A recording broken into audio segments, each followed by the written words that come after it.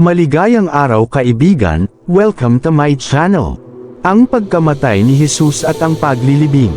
Lucas 23 verse 44 to 56. Nang magtatanghaling tapat na, hanggang sa ikatlo ng hapon, nagdilim sa buong lupain.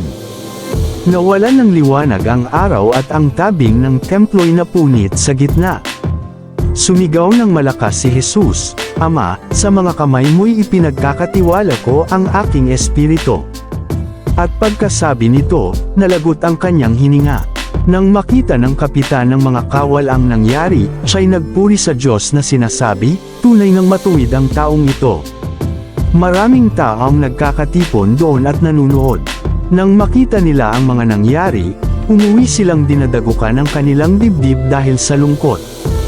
Nakatayo naman sa di kalayuan ang mga kasamahan ni Jesus, pati ang mga babaeng sumama sa kanya mula sa Galilea. Pinagmasdan nila ang mga pangyayaring ito. May isang lalaki roon na ang pangalay Jose.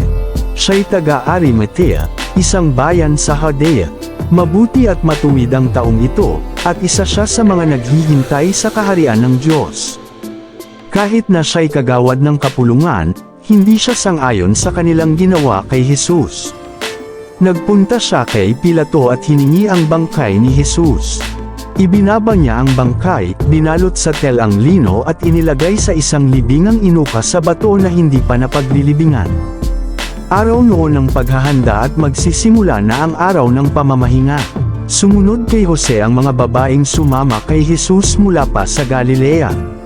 Nakita nila ang libingan at ang pagkakalagay doon ng bangkay ni Jesus. Pagkatapos, umuwi sila at naghanda ng mga pabango at mira. Pagsapit ng araw ng pamamahinga, nangilin sila ayon sa kautusan.